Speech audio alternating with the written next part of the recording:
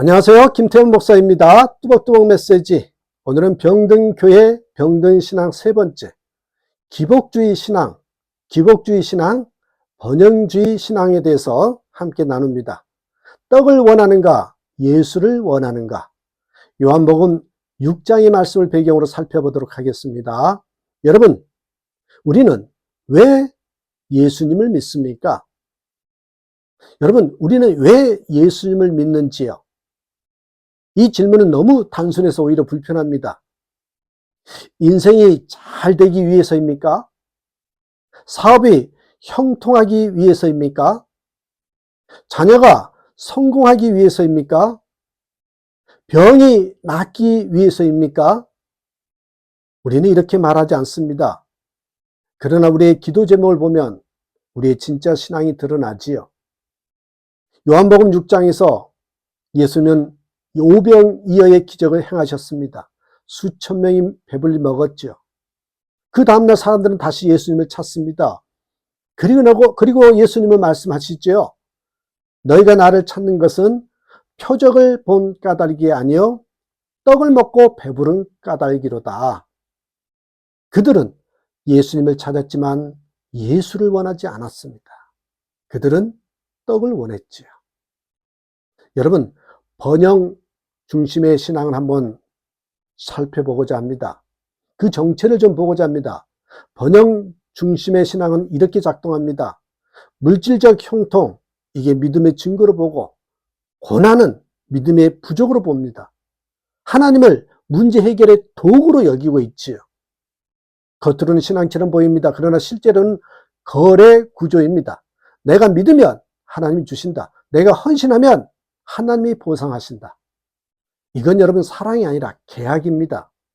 사랑은 조건이 깨져도 남습니다. 계약은 조건이 깨지면 끝나지요. 여러분, 번영신앙, 기복주의 신앙은 하나님과 계약을 맺으려 합니다. 여러분, 건강한 믿음은 하나님을 사랑합니다. 비유하자면 이렇습니다. 어떤 아이가 자판기 앞에 섰습니다. 동전을 넣습니다. 버튼을 누릅니다. 음료가 띵 하고 나옵니다. 그 아이는 자판기를 사랑하지 않습니다. 음료를 사랑합니다. 번영 중심의 신앙, 기복주의 신앙은 하나님을 자판기로 만듭니다. 기도, 동전에 해당되죠. 축복, 상품에 해당됩니다.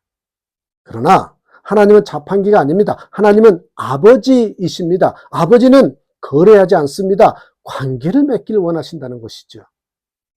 여러분, 요한복음 6장으로 다시 돌아가 봅니다. 예수님은 군중의 열광을 보십니다. 그리고 일부러 어려운 말씀을 하십니다. 내 살을 먹고 내 피를 마시라. 내 살을 먹고 내 피를 마시라. 왜 그렇게 말씀하셨습니까? 군중을 걸러내기 위함이었습니다. 예수님은 숫자를 원하지 않으셨습니다. 제자를 원하셨습니다. 그 결과가 무엇입니까? 그때부터 많은 제자들이 떠나가고, 이 장면이 중요합니다. 예수님은요, 떠나는 사람을 붙잡지 않으셨습니다. 오늘 우리는 사람들이 떠날까 두려워 메시지를 낮추죠. 예수님은 떠날 것을 아시면서도 진리를 낮추지 않으셨습니다. 이 번영 중심의 신앙, 기복주의 신앙은요, 떠나지 않게 하기 위해서 복음을 조정하는 것이에요. 예수님은 떠나도 진리를 유지하셨다는 거 기억하셔야 됩니다.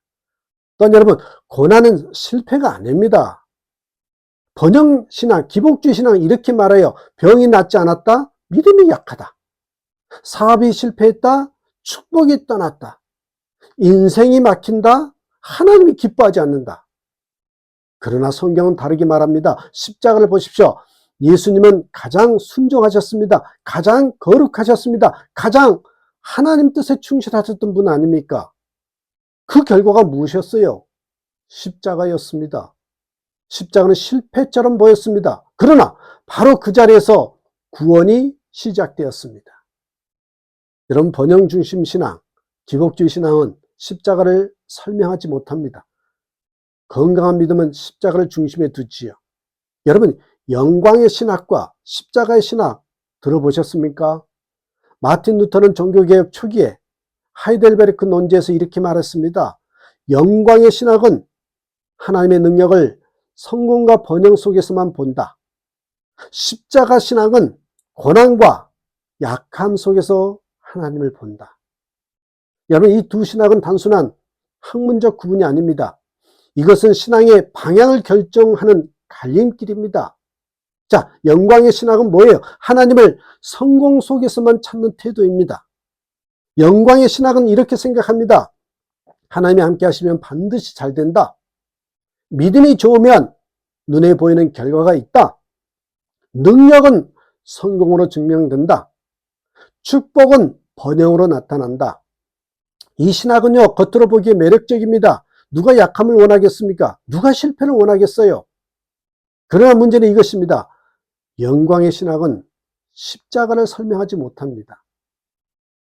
예수님의 십자가는 인간의 눈으로 보면 완전한 실패였습니다. 제자들은 도망갔고 종교 지도자들은 조롱했고 로마는 승리한 것처럼 보였죠. 영광의 신학으로는 십자가를 해석할 수 없습니다. 그러면 십자가의 신학은 뭡니까? 하나님은 약함 속에서 일하신다는 거예요. 루터는 말했습니다. 하나님의 영광 속에 숨지 않으신다. 하나님은 십자가 속에 자신을 드러내신다. 이것이 십자가 신학입니다. 십자가 신학은 말하죠. 하나님의 능력은 약함 속에서 드러난다. 하나님의 지혜는 세상의 어리석음처럼 보인다. 진짜 승리는 자기 부인을 통과한다는 거죠. 고린도전서 1장을 보십시오. 하나님의 어리석음이 사람보다 지혜롭고 하나님의 약하심이 사람보다 강하니라. 십자가는 세상의 기준으로 보면 약함입니다. 그러나 하나님의 기준으로 보면 그것이 능력의 차례입니다. 이 번영 중심의 신앙은, 기복주의 신앙은 왜 영광의 신학일까요? 번영 중심의 신앙은 이렇게 말합니다. 믿으면 잘 된다. 기도하면 반드시 형통한다. 고난은 믿음 부족의 신호다. 이것이 영광의 신학입니다. 하나님의 능력을 눈에 보이는 결과에서만 찾지요. 그러나 성경은 다르게 말합니다.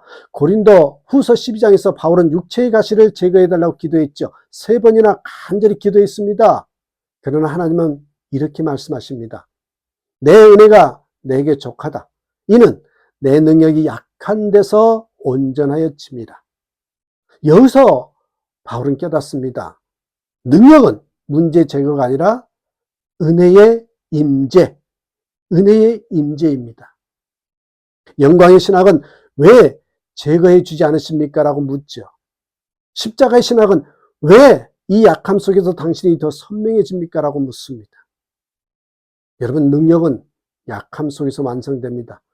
바울은 놀라운 고백을 합니다. 그러므로 내가 그리스도를 위하여 약한 것들과 능력과 궁핍과 박해와 공고를 기뻐하노니 이는 내가 약할 그때에 곧 강함이라.